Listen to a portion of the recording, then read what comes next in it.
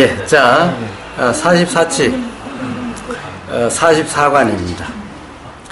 파초의 주장자, 파초 주장입니다. 파초의 주장자. 파초는, 스님 이름이고, 주장자는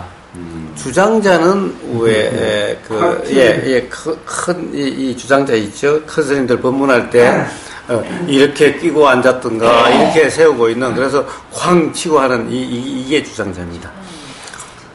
즉, 이 큰 스님의 징표죠. 큰 스님의 표식입니다. 자, 파초의 주장자. 어떻습니까?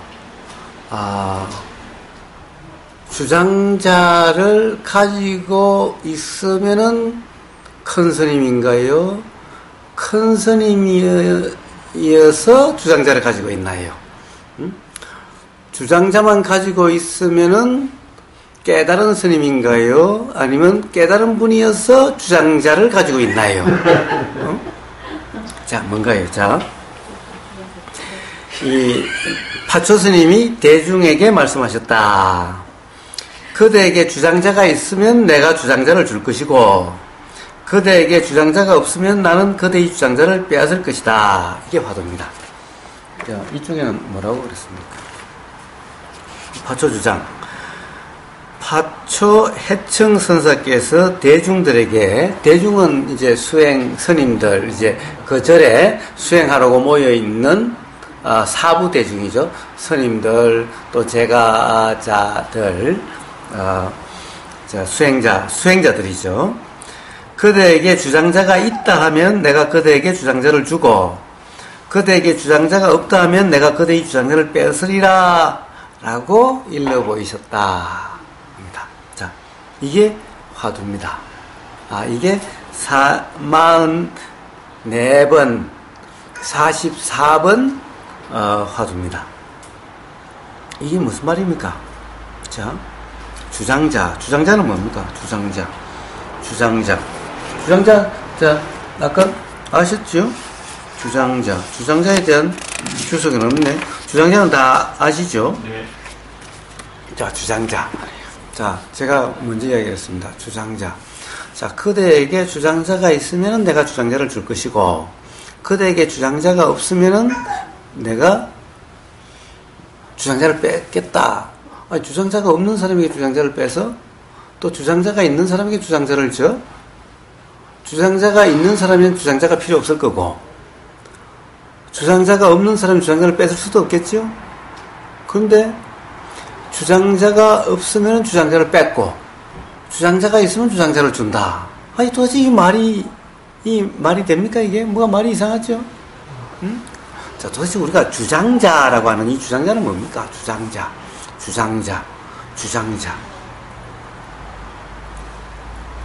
자, 도대체 주장자는 누가 가지고 있나요? 어떤 선언에 가면 주장자는 누가 가지고 있나요? 주장자는 한 분이 가지고 있죠? 어떻습니까? 한 분이 가지고 있으면 여러 사람이 가지고 있습니까? 스님인가요? 예. 자, 이 주장자라고 하는 것은 뭡니까? 즉, 주장자는 법문을 하는 사람이 가지고 있는 거죠. 그러니까 항상 법석에 가면 주장자를 쾅 친다든가, 이러죠. 주장자. 그러니까 주장자는 법문을 하는 사람의 권위의 상징이자, 법문할 수 있는 능력의 상징이자, 법문을 할 수 있다는 것은 이치를 분명히 아는 깨달음의 상징일 수도 있는 거죠. 그렇지 않습니까? 주장자가 없는 사람이 법석에 올라서 법문을 하면 권위도 안 쓰고, 믿지도 않고, 그렇지 않는 거 아닌가요? 자, 주장자. 은연중에 주장자는 우리는 주장자. 자, 이것을 무슨 그릇이라 하듯이, 우리는 주장자 하면은 깨달음을 얻은 큰 스님 또는 선원장, 선지식이 어떤 그 징표로서 가지고 있는 지팡이 또는 그런 거. 자, 이게 주장자예요. 자, 이 주장자는 뭐예요? 자, 우리가 주장자라는 것은 큰 스님이 징표. 아니, 세상에 큰 스님?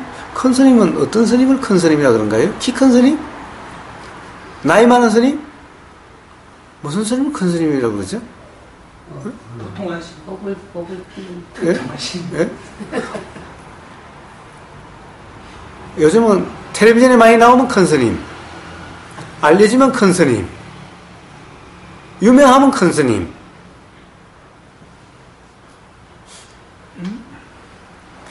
각산 스님이 나이가 얼마죠? 뭐 텔레비전에 계속 나오지만 어느 날 각산 큰 스님, 갑자기 큰 스님이 돼버렸어요. 큰 스님. 큰 스님이 뭐예요? 자, 큰 스님이 되면 이제 주장자를 가질 수 있는 거죠. 그러면 주장자는 큰 스님이 징표. 큰 스님이 징표. 큰 스님은 뭔가요? 나이가 많고, 키가 크고, 텔레비전에 많이 나오고, 책 많이 써서 유명하고, 그러면 큰 스님인가? 자, 큰 스님. 주장자를 가질 수 있다는 것은 바로 이치에 대한 분명한 이해, 알미 있는, 즉 깨달음이 있는, 즉 무지가 없는, 무지의 얽매임이 없는 그런 스님을 큰 스님이라 이름하는 거고, 즉 주장자는 깨달음의 상징, 즉 무지가 없음의 상징, 지혜의 상징, 이게 주장자죠. 그렇지 않나요? 자, 그래서 우리는 그 절에 가서 주장자를 가지고 있는 스님을 가장 신뢰를 하고 그 스님으로부터 법을 듣고 싶고 그런 거죠. 절에 뭐하러 갑니까? 절에 가면 해인사나 송광사나 가면 사람들이 버글버글 해요. 절에 절구경하러? 절구경하러 절에 간다? 아니면 법을 구하러 절에 간다? 절에 가면 법이 있습니까? 법은 어디에 있습니까?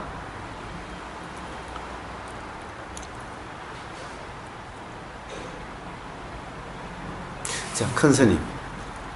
자, 큰 스님 주장자인 거예요. 자, 깨달음이 징표인 거예요. 자, 그럼 주장자 뭐예요? 이게 뭐예요? 자, 주장자, 이거는, 자, 이게 물병, 그러듯이 주장자, 그는 뭐예요? 이것은 하나의 관념이죠. 현상이죠. 관념이죠. 관념인 거예요. 자, 그럼 진짜 주장자는 뭐예요? 진짜 주장자는. 자, 이 관념, 이건 관념이고, 진짜 주장자는 뭐예요? 진짜 주장자는 뭐예요? 아니, 주장자는 깨달음의 징표. 깨달음의 징표다. 그럼 진짜는 깨달음이지, 주장자가 아니죠? 이게 징표가 아니죠? 깨달음이죠? 응? 그럼 도대체, 응? 그러니까, 큰 스님이면은, 저건 뭐라고 그러니까, 텔레비전에 많이 나오거나, 응? 뭐, 가령 이 선거에 돼가지고 그냥 주지가 되거나 또는 뭐 총무원장이 되고, 뭐 이러면 큰 스님인가요? 이러면 주장자를 가질 수 있나요?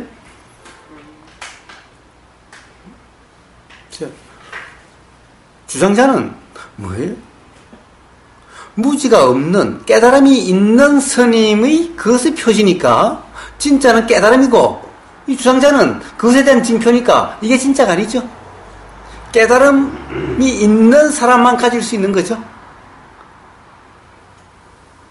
그래, 이거는 뭐예요? 깨달음이 징표니까 깨달음이 있는 사람에게 줘야지. 깨달음이 없는 사람에게 주는 것이 아니죠. 자, 그러니 이미 주장자가 있는 사람에게 주장자가 준다 이 말은, 주장자는 앞에 주장자는 뭐예요? 진짜 주장자. 즉 깨달음이 있으면은 요 징표인 이 주장자를 줄 것이고, 깨달음이 없으면서 지가 깨달았다라고 생각하는, 깨달았다는 착각 속에 있고 깨달음에 대한 아르마리, 이치에 대한 아르마리만 있다면은, 그것을 자기가 깨달았다고 착각하고 관념에 얽매여 있으면은 그것을 박살내주는 거고 뺏는 거죠. 박살내줘야 되는 거죠. 그러니까 자기가 관념적으로 알았다, 깨달았다. 그러니까 그 깨달음의 실상은, 주장자의 실상 깨달음인데, 그래서 나는 깨달았다! 라고 하는 그 아르마리에 있는, 그 관념에 얽매여 있다면은, 그것을 깨주거나 뺏어야 되는 거죠. 즉, 그것은 주장자를 뺏는 거죠. 즉, 그건 주장자가 없는 거죠. 주장자의 원래가 없는 거죠. 자기가 주장자를 가졌다고 착각하는 거죠. 그러니까 그 착각의 주장자는 뺏고, 실제 주장자가 있는 사람에게는 주장자 징표를 주고, 이런 말이죠.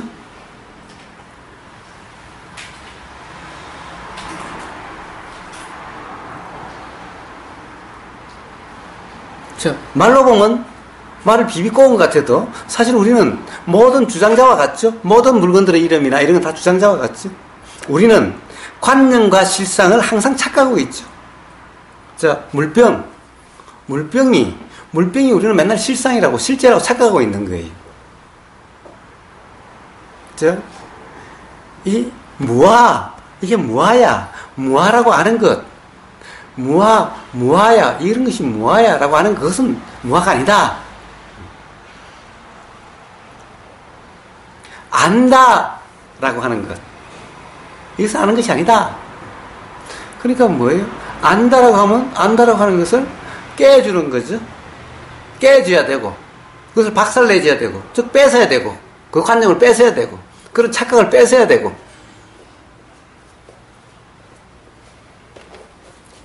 자, 분명한 이해가 있다. 무지가 작용되지 않는다는 것을 알면은, 그러면, 너는 주장자를 가질 자격이 있다. 라고 인정하는 거고, 이런 얘기죠.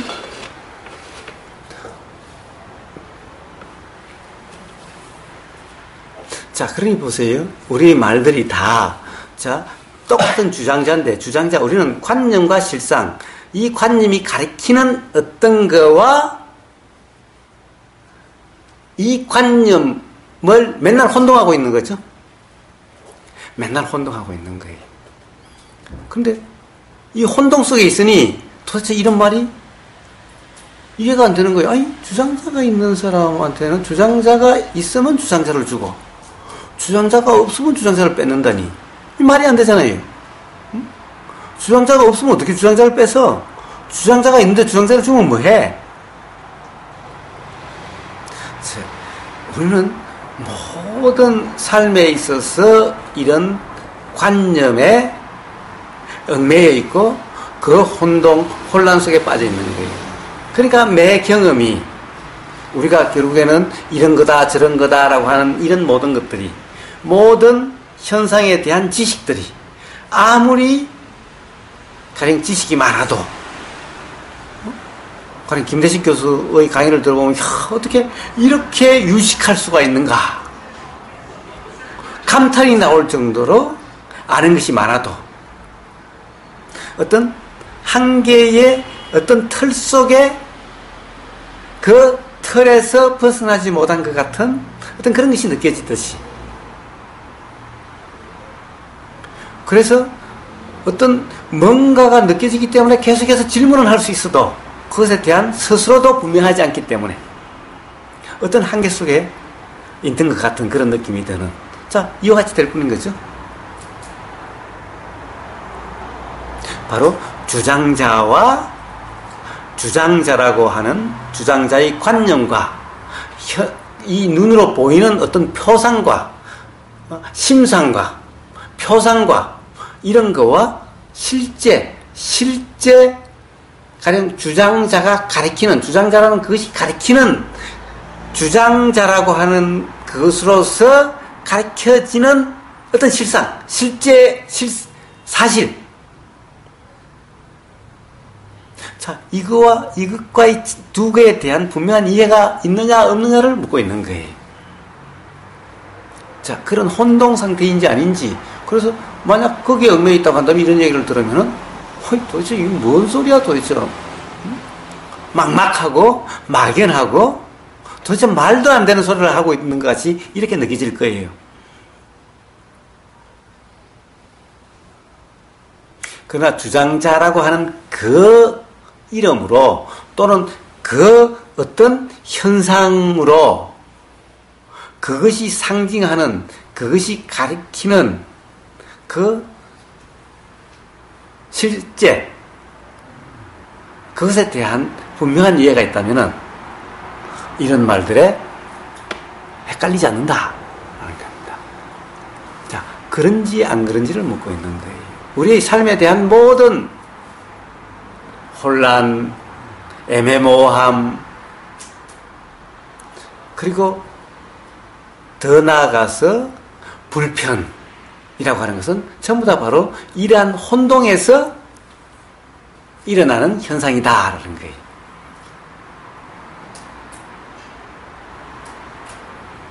그래서 바로 그것을 묻고 있는 문제인 겁니다. 자, 파초 주장, 파초 주장. 아주 간단한 거죠? 아주 간단한 겁니다. 자, 이 간단함 속에 바로 그런 모든 이치에 대한 분명한지 아닌지를 묻고 있는 겁니다.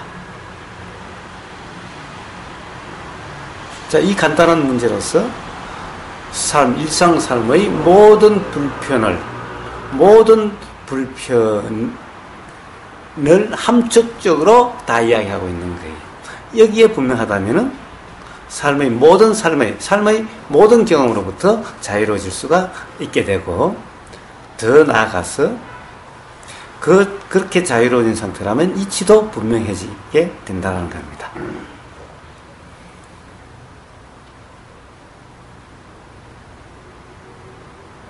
자, 뭔가 가령 일어나는 어떤 의문이나 그런 게 있으면 한번 말씀해 보십시오. 자, 파초 주장.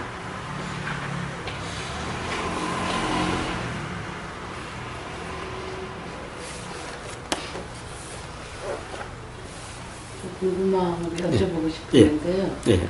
부처님은 그 당시에 왕자셨고 왕위를 물려받은 자리에 있으셨잖아요. 예. 뭐 세상적인 거는 다 갖고 계셨는데 마음이 많이 괴로우셔서 부도의 길로 가시는 건가요? 그렇습니다.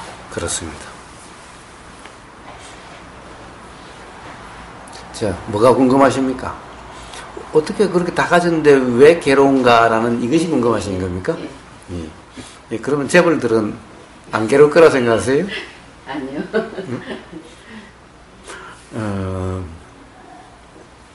요즘은 옛날에야 궁전 속에서 무슨 일이 일어났는지 잘 모르지만은 요즘은 하도 인터넷부터 시작해서 온갖 사람들이 많으니 요즘 한진가의 회장 부인이 어떻게 유튜브로서 막 욕하고 어떻게 하는 것도 나오죠. 세상에 스스로 만족스러운 사람이, 편안한 사람이 그런 현상이 일어날 수 있을까요? 예, 온갖 그런 게 다 나죠. 어떤 재벌은 아들이 그런데 조폭을 시켜가지고 보복을 했다느니 어쨌다느니 다 편안할까요? 그래서 돈은 많은데 감옥에 갔다 오면은 요즘 이 재벌 회장들이 감옥에 가는 경우가 많죠. 감옥에 가면은 가령 돈이 없어서 감옥에 가는 사람은 사실 감옥에 가도 오히려 세상에 이런 곳이 있나 먹여주고 재워주고 한테 재벌 같은 회장이 가면은 그것이 편할 리가 없겠죠. 예. 자, 그러면 부처님은 권력도 가졌고 돈도 가졌고 모든 것을 어떻게 보면 사람으로서 가지고 싶은 것을 다 가질 수 있었는데도 왜 불편함, 괴로움이 일어났을까라는 거예요. 자, 그걸 가지고 만족이 안 된다는 거죠. 즉 실증이 난다라는 거죠. 지겹다라는 거죠.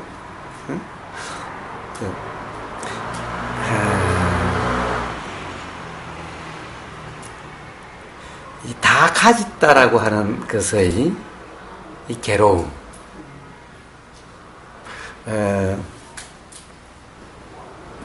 미국에 아주 큰 부자가 있어요. 미국의 최고의 부자. 그러니까 세계 최고의 부자.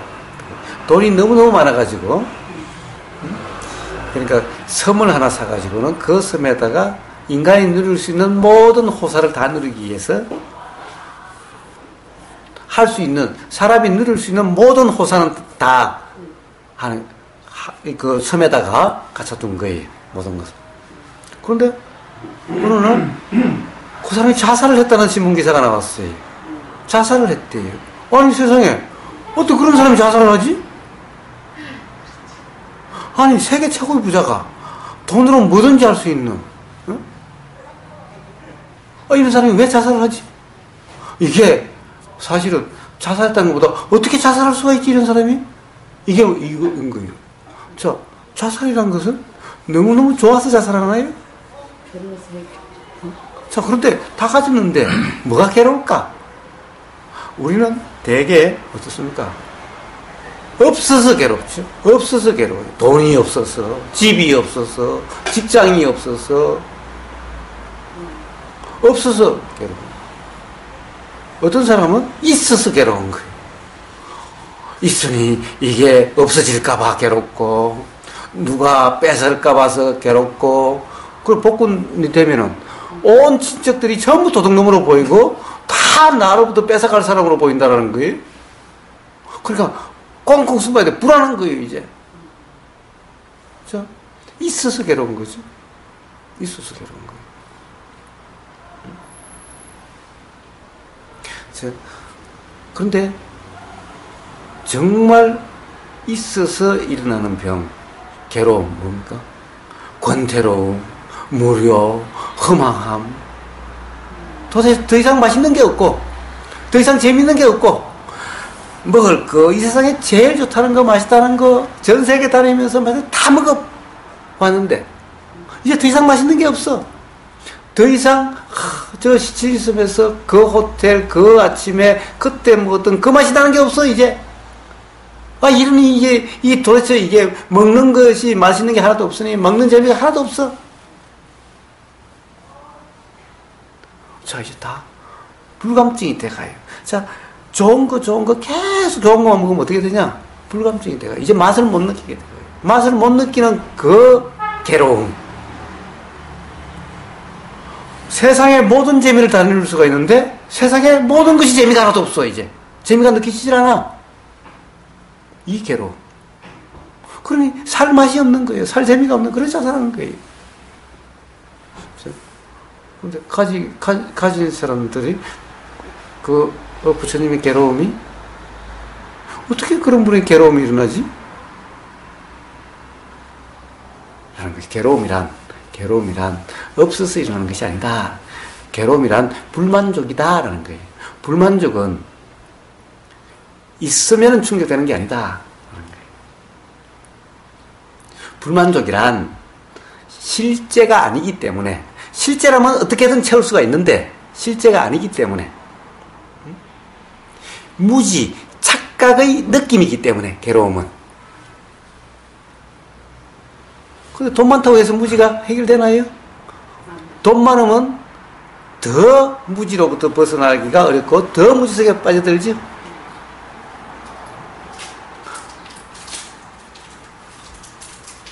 그러니까 피할 수가 없어요. 그러니까 더 사실은 뭐가 많이 가졌으면 가졌다라고 하는, 예를 들면 부귀공명이 높으면 높을수록 무지가 더 강해지고 괴로운 원인이 더 많아지는 것인 거예요. 그러니까 어느 순간 그 괴로움이 지금까지 좋다고 생각했던, 기쁨이라고 생각했던, 즐거움이라고 생각했던 그 모든 것이 다 괴로움, 그만큼 괴로움으로 다 경험되게 되는 거예요. 돈 많은 사람이니까 수 없는 즐거움을 경험했겠지요. 그게 다 괴로움의 원인이어서 그만큼 경험되니. 그러니 왕자리도 가질 수 없을 만큼 왕자리도 괴로움으로 느껴지는, 지경으로 느껴지는, 무의미함으로 느껴지는 그런 지독한 그런 괴로움이었기 때문에, 또는 권태로움이었기 때문에, 또는 도대체 뭔지 모르겠다는 이 답답함 때문에 그런 출가하시게 된 거죠. 그렇지 않다고 한다면은, 세상에, 그 또라이 아니면은, 병신 아니면, 바보 아니면은, 누가 그거 박차고, 나갈 사람이 있나요? 자, 그래서 부처님은 실제로 부처님의 그 삶에서도 이야기해주고 있어요. 돈이 행복이 아니고 권력이 행복이 아니라고. 그래도 불구하고 부처님 앞에 가서 돈 많이 벌게 해주십시오. 이번에 국회의원 되게 해주십시오. 대통령 되게 해주십시오. 계속 빌고 불공드리고 그렇죠. 다 부처님 버린 사람한테 가서 그거 되게 해달라고. 자, 그래서 부처님도 괴로움이 있기 때문에, 괴로움이 경험됐기 때문에 출가하시고 도라고 하는, 수행이라고 하는 데를 하시게 됐지, 괴로움이 없는데 그렇게 하신 게 아닌 거예요. 부처님은 타고날 때부터 그를 운명이어서 누구나 다 부처님과 같은 운명이다. 누구나 다 부처가 되는 운명이다. 라는 거예요. 다 괴로움의 경험을 통해서 부처님처럼 이 수행이라고 하는 그것에 마음이 일어나게 되고, 수행을 통해서 누구나 다 부처님처럼 대자유 삶이 되는 그런 것이다. 그것이 모든 사람, 모든 존재, 우주 만물 만상의 운명이다. 그러니까 젊으신 분들은 돈, 명예, 사랑 이런 거를 얘기하니까 또 괜찮습니까? 근데 이제 우리 보살님이나 또 저나 이렇게 우리 거사님이나는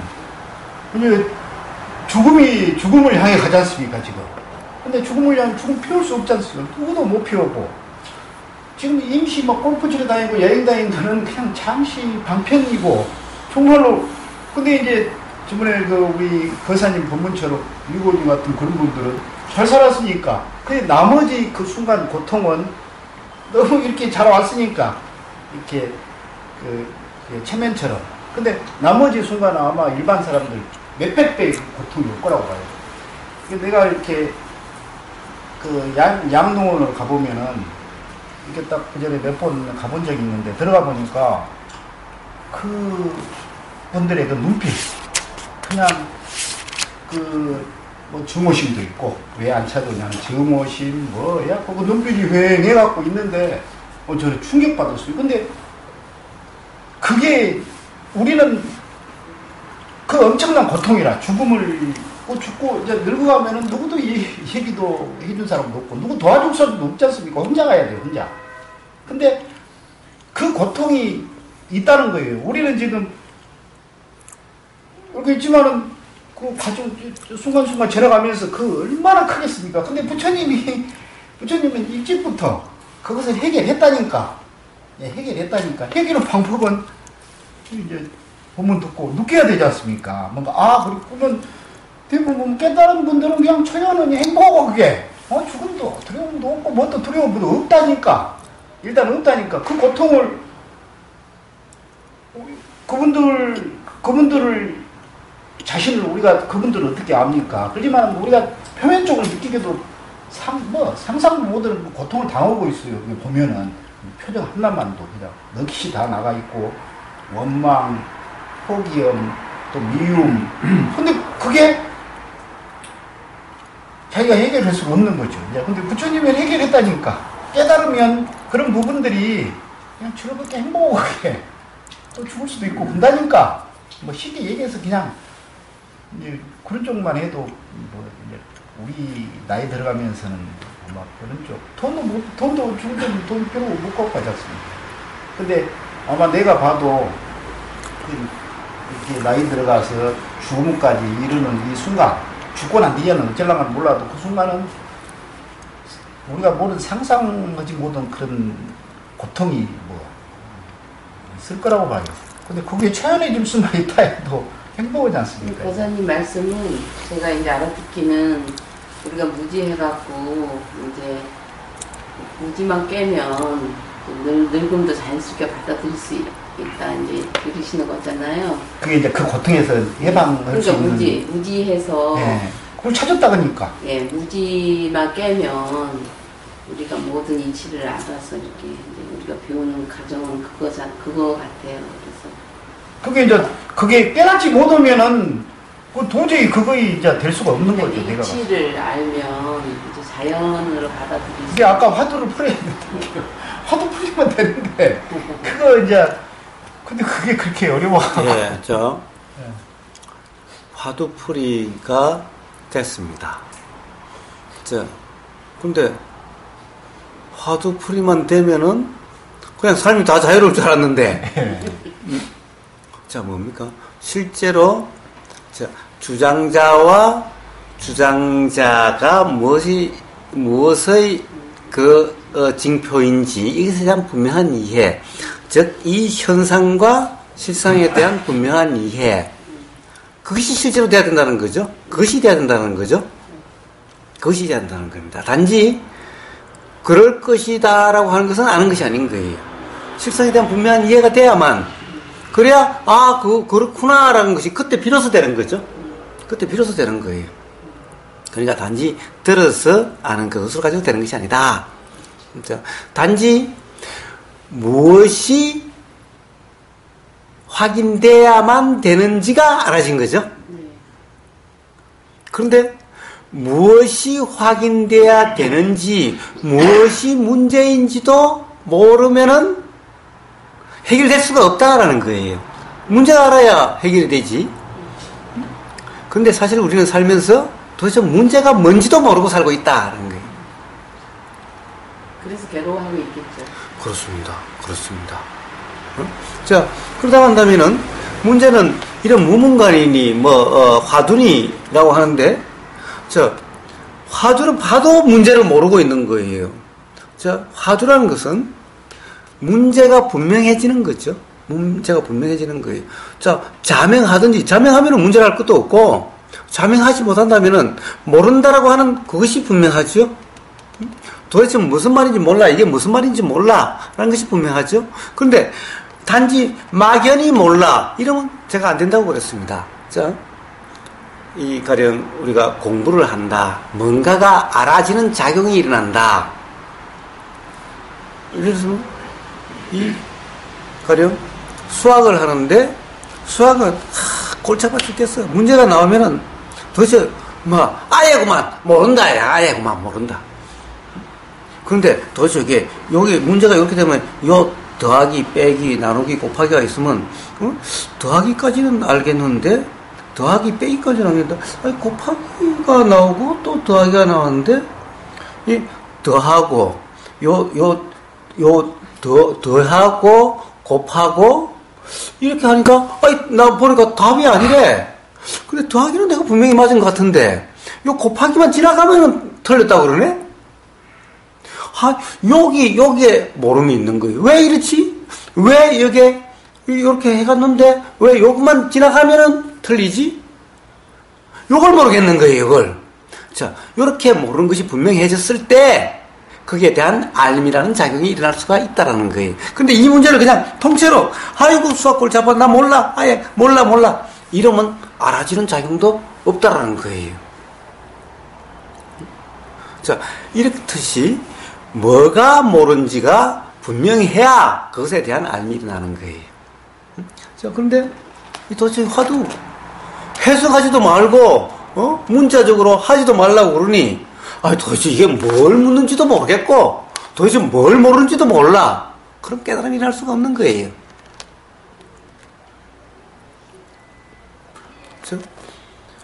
뭘 모르는지가 분명해야 되는 거예요. 뭘 모르는지가 분명해야 되는 거예요. 그래서 뭐예요? 그래서 화두라는데 지금 여기엔 주장자가 있는 사람에겐 주장자를 빼고 주장자가 있는 사람은 주장자를 주고 주장자가 없는 사람에게는 주장자를 뺏겠다. 그럼 도대체 주장자라는 것이 뭔가? 도대체 주장자가 있는 사람에게 주장자를 준다는 것은 주장자를 있다라고 하는 그 주장자 있는 그 주장자는 뭐며 주는 주장자는 뭔가? 주장자가 없다라고 하는 이 주장자가 없다라는 것은 무엇이며 도대체 뺏는다라고 하는 이 주장자는 뭔가? 라고 하는 이렇게 분명한 의문, 구체적인 의문이야만 이것이 알아지게 된다라는 겁니다. 여기에 대한 모른다라는 것이 구체적으로 모른다라는 자각이 있었을 때 이게 뭘까라고 하는 이것이 일어나게 되고 그럼으로써 보이고 들리는 데서 문득 해답이 일어나지게 되는 거예요. 찾아지게 되는 거예요. 이렇게 구체적으로 뭘 모르는지 알아야 되는 거예요. 막연하게 모른다. 도대체 이 화두 아예 모르겠어. 이렇게 막연하게 몰라서는 거기에 대해서는 깨달음이 일어날 수가 없다는 거예요. 그러니 화두에서 깨달음이 일어나는 사람이 없는 거예요.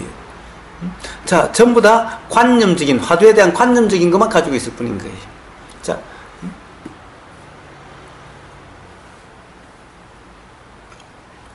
그래서 도대체 뭘 묻고 있는가? 그런데 그것을 모르겠어.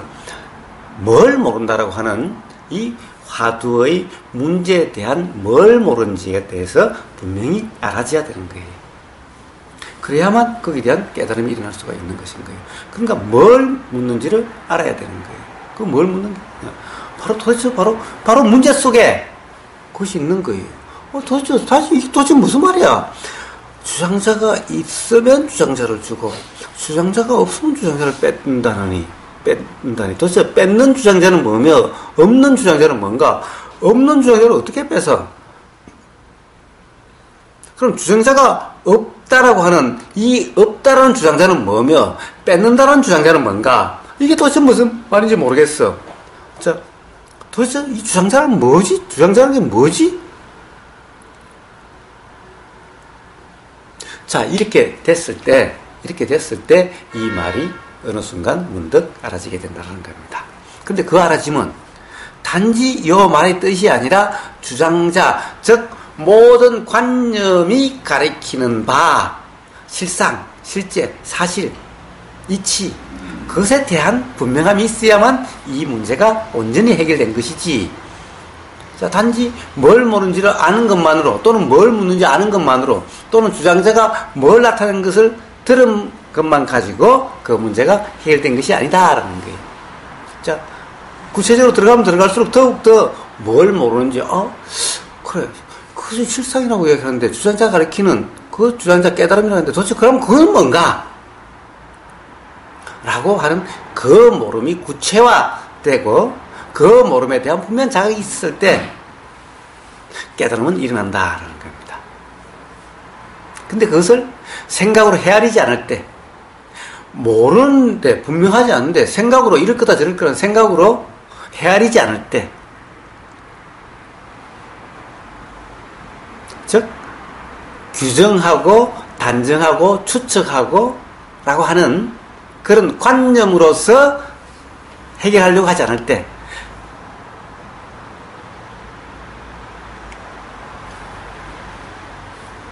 자, 그것은 관념이란 것은 사실이 아니고 답이 아니니 그냥 모르니 경험되는 그대로일 때, 자, 이 화두 또한, 자, 이제 이렇게 뭔가 모른다는 것은 있지만은 이 화두 자체도 그냥 알아지는 그대로고, 모른다는 의문도 그냥 알아지는 그대로일 때, 어떤 생각이 일어나도 이 생각은 답이 아니니 그냥 그 생각에 무심한, 일어나고 사라짐만 알 뿐인, 생각의 내용이 알아지기는 해도 거기에 대해서 신경 쓰지 않는 바로 이런 상태일 때 답의 일어나게 된다 라는 겁니다. 이걸 선이다, 화두선이다, 간화선이다라고 이름하는 것이다 라는 겁니다. 근데 거사님이 이렇게 읽어주실 때는 전혀 감도 모르고 진짜 뭐 깜깜하거든요. 근데 이렇게 설명을 구체적으로 해주시니까 그 주장자는 깨달음의 상징이고, 그 주장자만 갖고 있다고 그 큰 스님이 아니고 큰 스님이 깨달아야지 그 주장자의 그게 있다, 이제 이렇게 구체적으로 해주시니까 이해는 됐어요. 네. 이해는 그 말씀이구나, 그 하두가 그런 말씀이구나, 이제 이렇게 이해를 하게 됐거든요. 그 전에는 전혀 이제 감이 안 오고, 뭔 말이야, 뭐 없으면 뭐 없는데 어떻게 좋은데 이렇게 됐거든요. 이제 구체적으로 해주시고, 화두가 그런 뜻이구나, 이제 이렇게. 예. 자, 화두가 그런 뜻이구나, 알기만 하셨습니까? 뭐가 모른지가 드러나지 않으셨나요? 전혀 몰랐죠. 전혀 모르고. 아니, 네. 자, 이제 그렇게 설명을 해주니, 네. 이제 알게 됐는데, 화두가 그런 것이구나라고 알게 됐는데, 네. 자, 알게 된 것만 있고, 네. 모르게 된 것은 없나요? 그걸로 끝이죠. 그냥 그걸로 그냥 알아들었다는 거죠. 예. 자, 자, 그러면 그냥 아르마리가 될 뿐인 겁니다. 자, 뭐 거기에서 바로 그런 설명에서 뭔가 모른다는 것이 구체화돼야 되는 거예요. 뭘 모릅니까? 그래, 화두는 알겠는데 도대체 그럼 깨달음은 뭐지? 도대체 화두의 실상은 뭐지? 자, 그러니까 주장자가 있으면 주장자를 주고 주장자가 없으면 주장자를 뺀다고 했는데, 자, 있는 주장자는 뭐며 주는 주장자는 뭔가, 없는 주장자는 뭐며 빼앗는 주장자는 뭔가? 자, 도대체 이 주장자는, 그래, 요것은 주장자는 깨달음의 상징이고, 요것은 실제로 깨달음이 있느냐, 없느냐라고 했는데, 자, 스스로 깨달음이 있는지 없는지가 분명하냐는 거예요. 자, 이 말 뜻은 알겠지만은, 자, 그 있지, 깨달음이, 주장자가 상징하는 어떤 그 깨달음은, 깨달음이 없다라고 하는, 이거는 분명하지 않냐라는 거예요. 그러니까 문제는 화두의 뜻을 아는 게 화두의 관문을 통과했다는 것이 아니라, 거기서 바로 그 깨달음이라는 것에 대해서 분명하냐, 아니냐, 그것이 분명해야 되는 겁니다. 분명하지 않죠. 예. 그러니까, 자, 그렇다고 한다면은 그 모름이 더 분명해져야 된다는 겁니다. 보사님, 주장자의 상징적인 개념하고 예. 개념일 때는 아까 분이 말씀하신 거, 새별님이 말씀하신 것처럼 그런 개념이고, 제가 아까 그 교사님이 주장자의 개념과 실생활에서 주장자의 뜻의 의미를 알고 그대로 되어지는 삶, 그거의 뜻을 분명히 아느냐, 주장자를 갖고 있으면 주장자를 줄 것이고, 없으면 뺏겠다 할 때에, 진짜로 네가 삶에서 주장자의 어떤 그 깨달음의 삶을 그대로 실천하고 살면 진짜 그걸 주장자라고 인정할 것이고, 그렇지 않고 네가 개념으로 알게 되면 그걸 깨버리겠다. 그 개념을 깨야만이 진짜로 살아있는 네가 깨달음을 알겠다는 거잖아요. 그죠? 예. 그 설명을 제가 하고 싶었어요. 예. 그랬는데 설명할 때 그 감정이 막 말하고 싶은 게 막 올라오는 거예요. 예. 그때 저를 탁 보게 된 거예요. 저의 생각을 탁 보게 된 거예요. 그러니까 올라올 때는 관념으로서만 딱 깨우친 것을 말을 하고 싶은 나의 어떤 생각에 제가 매몰돼서 하고 싶은 마음이 그 설명을 하고 싶은 마음이 탁 올라왔는데 한 단계 탁 넘어서서 저의 그런 감정을 보게 되고 그런 생각이 탁 보이면서 보게 되니까 이게 또 그런 감정이 이렇게 그 연기법처럼 솟아났다가 그러고 말하고 싶은 마음이 또 다시 사라지는 걸 보게 됐다는 거죠. 예. 예. 그래서 제가 이것이 명확하게 분별이 되는, 그러니까 관념으로 아는 주장자의 뜻과 제가 지금 사실 이거마저도 사실 두 번의 어떤 올라오는 감정을 느끼고 또 이렇게 또 사라지는 거를 제가 이렇게 저 자신을 이렇게 관찰하게 됐달까요. 그러면서 물론 저도 지금 아직까지도 좀 모르겠어요. 그런데 이제 나중에는 이제 다른 분들처럼 저도 저 자신에 일어나는 그것만 이런 말도 안 하게 되겠죠. 나중에는 이제 그냥 저는 저 자신한테 일어나는 그것만 보지 어떤 말의 내용에 전혀 관심을 두지 않겠죠. 저한테 일어나는 들리고 보이고 느껴지고 하는 여기에만 제가 주시하면서 알아지는 그까지는 가겠는데 아직까지는 그 정도 수준은 안 돼서 그냥 제가 느끼는 부분을 예. 자, 그 정도 수준이 있는 게 아니라 어떤 경우는 딱 그렇게 듣는 거하고 이렇게 설명이 들리니까 바로 그런 경험이 있던 거죠. 그런 경험이 그렇게 들은 거죠. 그러면 어떻게 되겠습니까? 그러면은 말은 안 해도 뭐 고개가 끄덕여지든가 아니면은 미소가 일어나든가, 자 이렇게 작용되겠지요. 예? 자, 이게 염화 미소고 그건 염화 시중이고 이런 게 가령 이심전심이죠. 자, 그렇게 되는 것이죠. 그냥 그렇게 되는 것인 거예요. 자, 그런데 문제는 해석의 문제가 아니라, 해석은 또 어디서 또 들을 수 있으니까 해석의 문제가 아니라, 자, 도대체 우리가 주장자라고 하는 어떤 관념과 그 관념이 가리키는 바의 어떤 실상. 자, 그럼 여자라는 이름과 관념과 여자의 실상은, 자, 내가 여자면은 여자라 할 것이요, 여자가 아니면은 여자라고 못 부르게 할 거다. 라는 거. 만약 그렇다고 한다면, 자, 여자라고 남자라고 하는 그 이름은 뭐며 여자라고 하는 그 실상은 뭔가 라는 거예요. 그 여자라는 그 이름은 그 이름에 매여 있는 관념의 얘기고 여자라는 그 실상은 여자라는 그 실상은 여자라는 그 어떤 이름의 관념이 없이 그냥 들리는 대로 그 아니, 자, 우리가 맨날 실상은 뭐라고 그럽니까? 실상은, 자, 말로서 연기작용이다. 연기작용의 현상이다. 라고 말은 그렇게 쉽게 합니다만은. 그러면은, 자, 남자도 없고 여자도 없고, 남자라는 것도 관념이고, 여자라는 것도 관념이라는 거죠. 그런데, 왜 이렇게 현상적으로 지금 이렇게 보이냐는 거예요? 이렇게 드러나냐는 거예요? 다 같이 그럼 그런 이런 것은 실제가 아니라면은 왜 여기서 우리가 분명히 자 여자와 남자를 혼동하는 경우가 많지 않죠. 물론 남자 같은 여자도 있고 여자 같은 남자도 있어가지고 혼동되는 경우도 있어도 거의 혼동이 별로 되질 않죠. 그럼 왜 그런가?라고 하는 그 이치까지도 분명하냐라는 거예요. 그래야 비로소 여자가 뭔지를 아는 거죠.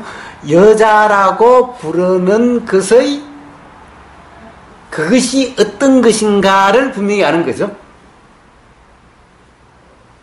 그래야 여자와 남자라고 할 때 왜 남자라고 하고 왜 여자라고 하는지 그것에 대해서 분명한 이해가 되는 거죠.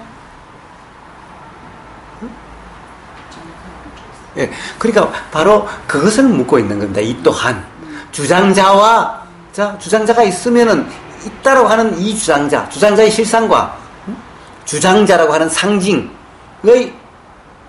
온전한 이해가 있느냐라는 것을 묻고 있는 거예요. 단순히 그냥 그런 말 뜻을 제가 설명해 그런 뜻을 아는 것으로 끝이 아니라는 거예요. 그러니까 자 여자라고 하는 것을 자 여자는 그래 요것에 대한 이런 현상에 대한 이름이 여자지.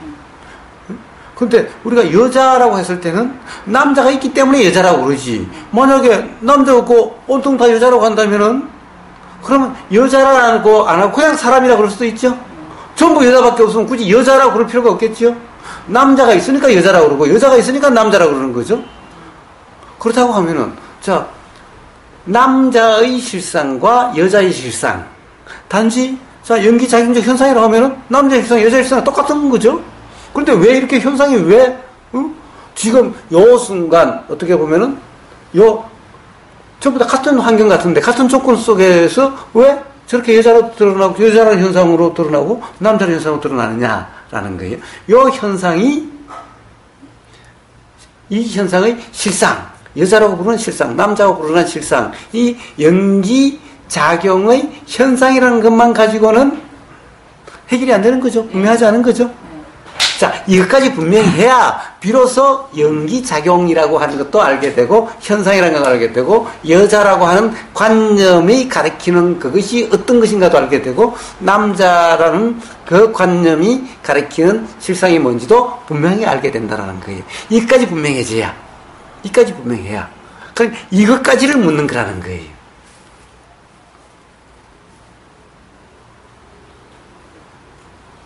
자, 이게 분명한 거 아닌가? 자, 분명하지 않다고 한다면 이걸 여자다 아니다, 남자다 아니다라고 할 게 아니라, 자, 그러면 여자가 분명하려면, 자, 나를 여자라고 부르니, 그럼 여기에서 작용되는 것에 대해서 어떤 선입관이나 어떤 걸 규정함이 없이 경험되는 그들다 보면은, 이 현상을 여자라고 부르는, 이 현상의, 여자라고 부르는 이 현상의 실상이 분명히 알아진다라는 겁니다. 당연히 남자도 마찬가지일 거고, 여자가 그렇다는 것이 분명히 알아지면 당연히 남자도 그러한 점이 알아지고 그 차이도 알아지게 된다는 거예요. 그래야만 비로소 이 화두를 통과했다 또는 화두를 깼다라고 할 수 있는 것인 거예요. 깨졌다라고 할 수 있는 것인 거예요. 단지 아까 설명한 그까지 아는 것만으로 그런 것이 아니다라는 거예요. 자, 어떻게? 자, 어떻게는 마지막 관문에 있으니까 그때 보도록 하겠습니다.